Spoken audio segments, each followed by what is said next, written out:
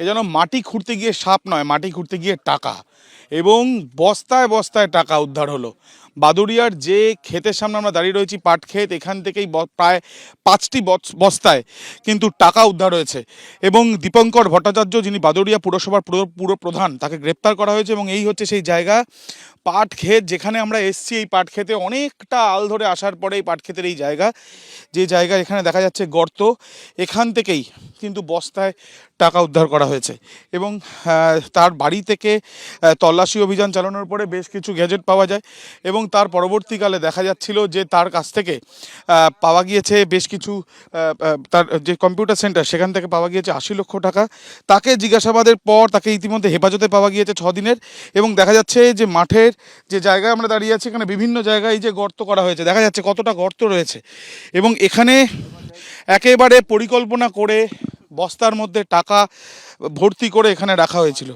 দুরিয়ায় এই ঘটনায় প্রথম মানুষ তো অবাক হয়ে যাচ্ছে, এখানকার লোকাল জনগণও জানে না, দেখতে দেখছে মানুষ অবাক হয়ে যাচ্ছে যে কি করে হলো জায়গা যা ঘর পাওয়ার কথা সেগুলো সবাই পেয়েছিল এখানে? কেউ পেয়েছে, কেউ পায়নি। সবাই সবাই তো হচ্ছে পায়নি, অনেকে তেরপল চেয়েছে, পায়নি। এই তো হয়েছে এত টাকা, মানুষ তো পাগল হয়ে যাচ্ছে যে দেখি এত টাকা কোথা থেকে এলো।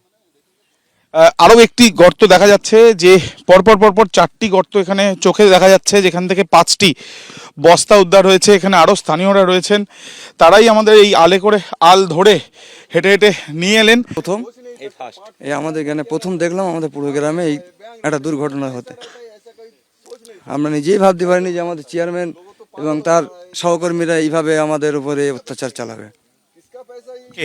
চেয়ারম্যান চালিয়েছে, ধরে না কিভাবে করেছে দিনের পর দিন এটা তো আমরা তো ভাবতেই পারিনি যে এইভাবে হবে। আমাদের তো আশা ছিল যে লোক ভালো করবে, কিন্তু তার মধ্যেই যে লোক এই অবস্থা করবে আমরা তো ভাবতেই পারি। যেমনটা স্থানীয়রাও বলছেন যে এই যে ঘটনা ঘটবে সেটা তারা আগে থেকে অনুমানও করেননি। এবং দেখা যাচ্ছে যে আরও একটি গর্ত, এবং এই গর্তের ভেতরেই টাকা রাখা ছিল। এবং এই যে টাকা রাখা হয়েছে সেই বিষয় নিয়ে কোনো রকম আন্দাজই ছিল না, এমনটাই জানাচ্ছেন স্থানীয়রা। এবং স্থানীয়দের কি বক্তব্য, তার সাথে আরও কথা বলবো। ঘর চেয়ে ঘর পেয়েছিলেন? আমরা ঘর জমা দিয়েছিলাম একবার, কিন্তু পাইনি।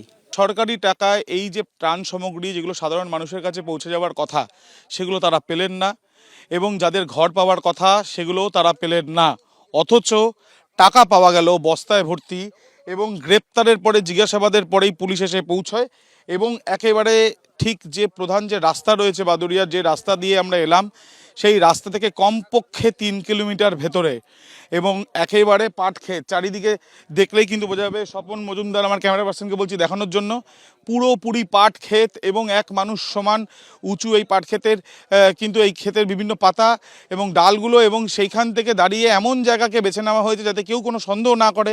এবং এখানেই এইভাবে টাকা রেখে দেওয়া হয়েছিল। ইতিমধ্যে এনফোর্সমেন্ট ডিরেক্টরেটের তরফ থেকে এই বিষয় নিয়ে খোঁজ শুরু করা হয়েছে। তবে প্রশ্ন থাকছে এটাই, যে তৃণমূল নেতার এতটাই দৌরাত্ম্য যে সাধারণ মানুষ সাহায্য চেয়ে তার কাছে পাননি।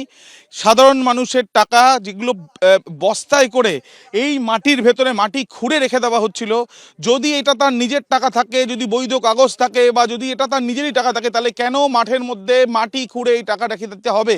এই প্রশ্ন থাকছে। পুলিশের তরফ থেকে খতিয়ে দেখা হচ্ছে। 6 দিনের হেফাজতে ইতিমধ্যে ওই নেতাকে নেওয়া হয়েছে। তৃণমূলের এই নেতার সঙ্গে শুধু কি তিনি নিজে জড়িত, নাকি তাই এই টাকা রাখার পেছনে অন্য কেউ জড়িত? এই টাকার উৎস কি, খোঁজ চালাচ্ছে তদন্তকারীরা। ক্যামেরা স্বপন মজুমদারের সাথে আবির দত্ত, এবিপি আনন্দ। এবিপি আনন্দ, এগিয়ে থাকে, এগিয়ে রাখে।